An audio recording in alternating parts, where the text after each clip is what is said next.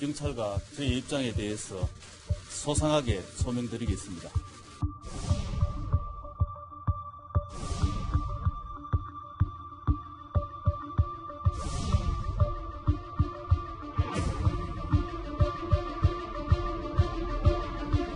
현재 국회에서 신속처리 법안으로 지정된 법안들은 형사사법체계의 민주적 원칙에 부합하지 않고 국민의 기본권 보호에 빈틈이 생길 우려가 있다는 점을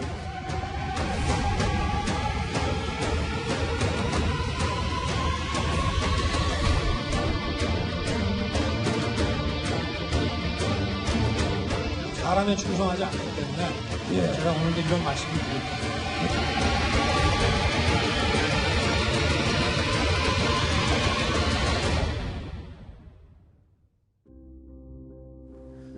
수사권 조정을 두고 검찰과 경찰이 제대로 맞붙고 있습니다. 예리한 두 칼끝이 부딪히자 그 파열음도 매우 큽니다. 수사기관의 최대 무기는 바로 수사죠. 전직 검찰, 경찰 수장들을 향한 이 수사부터 시작된 신경전. 이제 서로의 해묵은 일들까지 꺼내는 상황으로 번지고 있습니다. 자, 이 이야기 짚어보겠습니다. 자, 수사권 조정이라는 미묘한 시기에 일단 신경전이 걷잡을 수 없이 커지고 있어요. 일단은 열흘 전에 있었던 검찰의 영장 청구가 그 첫 시작이라고 볼 수 있죠. 네, 그렇습니다. 강신명 전 경찰청장 그리고 이철순 전 경찰청장, 그러니까 지금 경찰청장의 전직 그리고 전전직 경찰청장이었는데요. 이 두 사람에 대해서 검찰이 구속영장을 청구했습니다. 네. 그 이유는 바로 그 공직선거법 위반입니다. 정보 경찰들을 이용해서 박근혜 정부 시절에 선거에 개입했다라는 혐의를 영장을 청구했는데요. 공교롭게도 실제로 그 강신명 청장은 구속이 되는 바람에 네. 경찰로서는 먼저 한 방을 얻어 맞은 셈이 됐습니다. 아니 그런데 이 검찰과 경찰의 신경전이요. 부산으로 또 불똥이 튀었어요. 그러니까 지지난해죠. 2년 전에 경찰이 주도했던 보이스피싱 수사가 있었는데 이를 두고 또 검찰이 문제를 삼았어요. 뭐 어떤 수사였고 어떤 문제를 삼은 겁니까?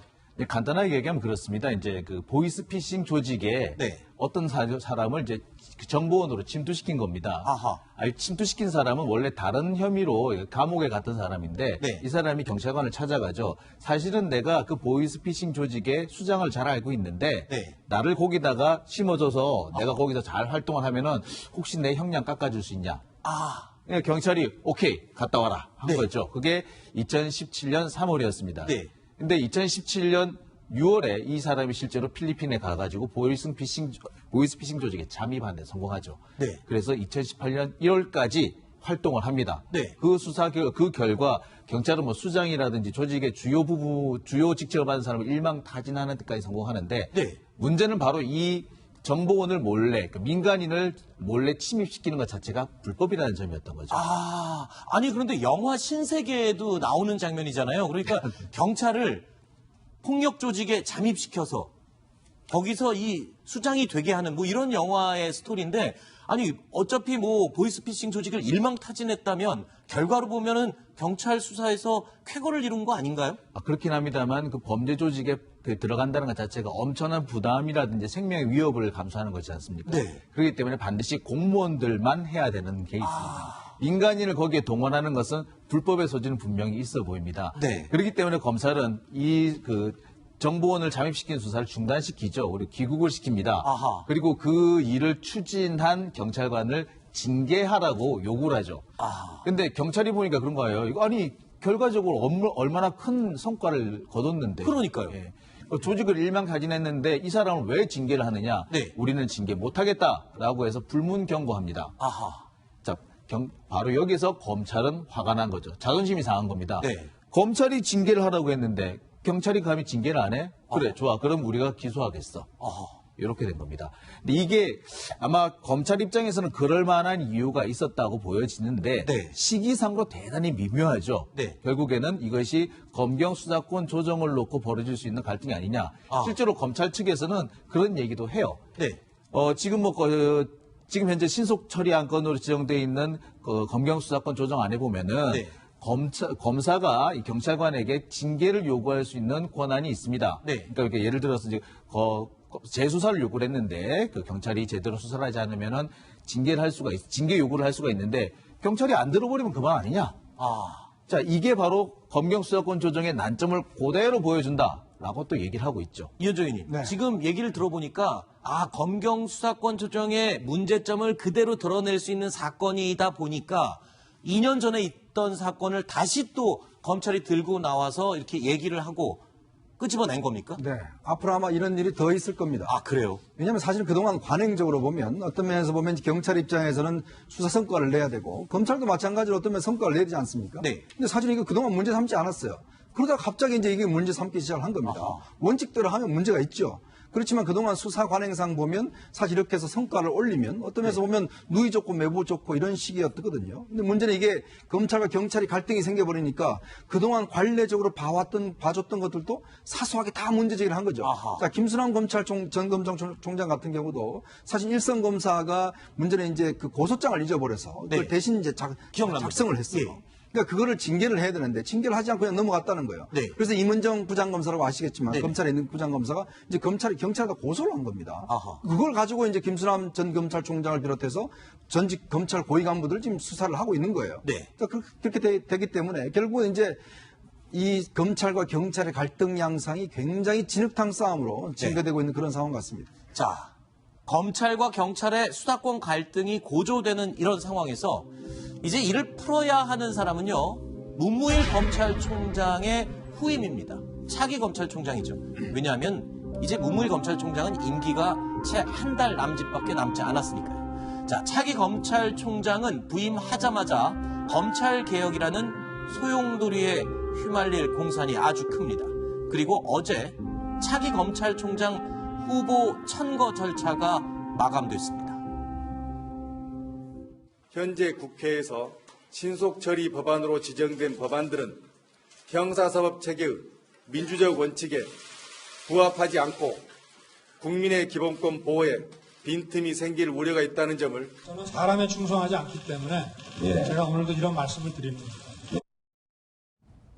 자, 지금 차기 검찰총장 후보에 윤석열 서울중앙지검장이 포함이 됐습니다. 어쩌면 예상했을 수도 있는 일인데, 하지만 한편으로는요, 의외의 결과입니다. 검찰 외부에서 추천을 받았다라는 얘기인데, 이 사실 기수 서열상으로도 윤석열 서울중앙지검장이 검찰총장으로 곧장 가기엔 좀 무리가 있다라는 얘기도 많았잖아요. 많이 무리가 있죠. 네. 지금 현재 문무일 검찰총장이 이제 연손 18기로 돼 있기 때문에 지금 이번에 나온다면 19기나 20기에서 나오는 것이 맞습니다. 네. 근데 윤석열 검사장 같은 경우는 23기입니다. 사실 검사장이 되기에도 조금 이르다라고 했었던 얘기가 많았는데 그때도 파격 발탁이었습니다. 그렇죠. 그것도 첫 검사장 부임지가 서울중앙지검이었기 때문에 네. 상당히 파격이라고 했는데 그런 상황에서 또 이 사람을 그 검찰총장 후보에 올린다는 거는 사실 그 정상적인 어떤 그 법조계 그 서열로 보자면 불가능한 상황이었을 겁니다. 그래서 아마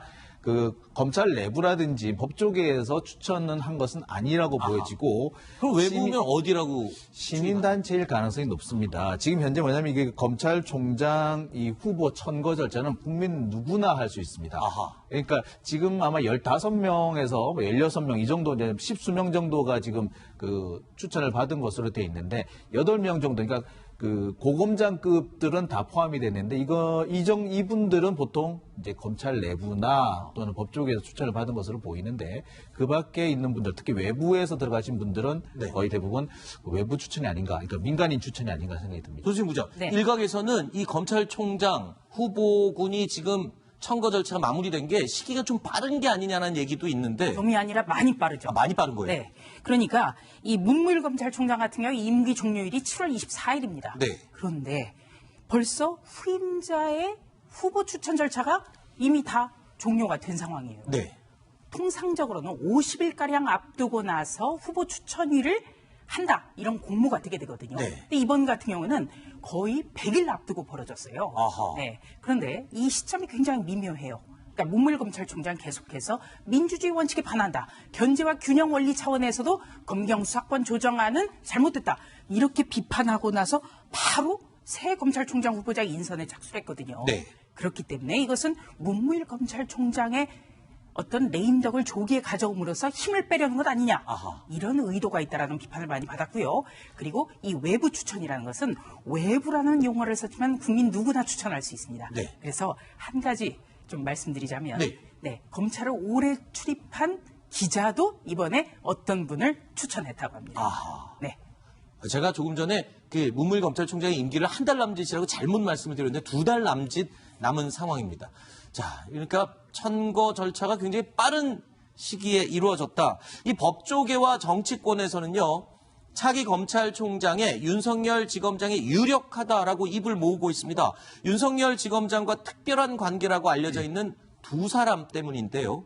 바로 윤대진 검찰국장, 정상명 전 검찰총장. 이 두 사람이 왜 등장을 하는 거죠? 네, 이것이 아주 흥미로운데요. 네. 이 검찰총장 후보 추천위에서 가장 눈여겨봐야 될 사람이 네. 추천위원장과 그리고 당연직 검찰 측 추천위원인 검찰국장입니다. 네. 그러니까 검찰국장은요, 이 실무를 모두 다 작업을 해요. 아. 네.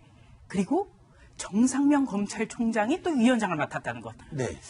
이것 때문에 더더욱 차기의 검찰총장은 윤석열 서울중앙지검장이 되지 않겠나. 아하. 이런 분석이 나오는데요. 네. 우선 윤석열, 윤대진 두 분은 양윤 이렇게 불립니다. 네. 대윤, 소윤. 그러니까 의형제다. 그 정도로 이렇게까지 친한 사이니까. 일컬어지거든요.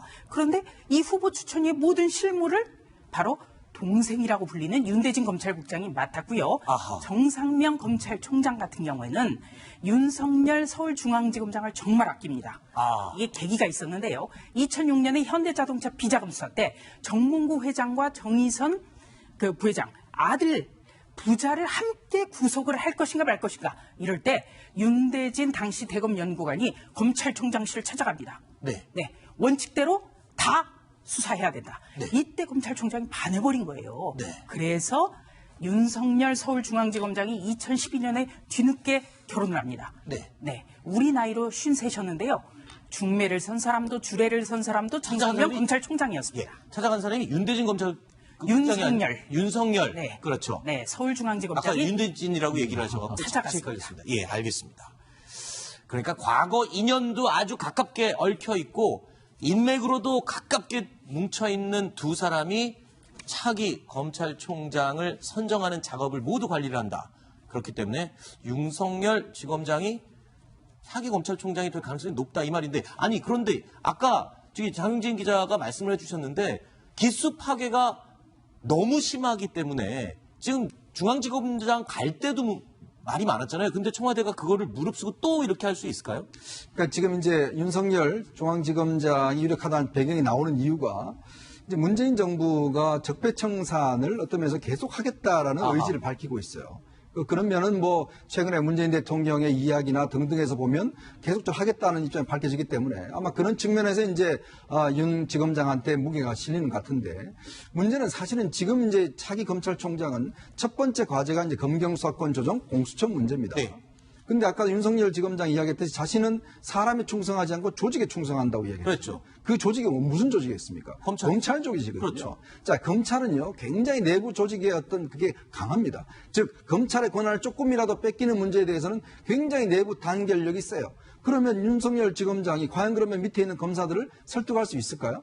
만약에 그러면 정부가 코드를 맞춘다고 하면 아시겠지만 예전에 한상대 검찰총장이나 등등에 보면 다 어떤 면에서 보면 검찰 쫓겨나는 그런 상황이었거든요. 네. 그러니까 그런 일이 다시 벌어질 수가 있어요. 과연 그 역할을 윤석열 지검장이 해낼 수 있을까? 그래서 또 정권 차원에서 보면 상당히 위험 부담이 있죠. 기술을 너무 밑으로 내려온 것에 대해서는. 우선 보훈 인사 논란이 클 것 같습니다. 왜냐하면 서울중앙지검의 특수부를 가동해서 2년 넘게 지금 전 정권 수사를 해왔거든요. 그렇다면 이것은 만약에 검찰총장 후보자로 낙점이 된다면 보훈 인사가 아니냐, 이런 논란에 시달릴 가능성이 큽니다. 알겠습니다.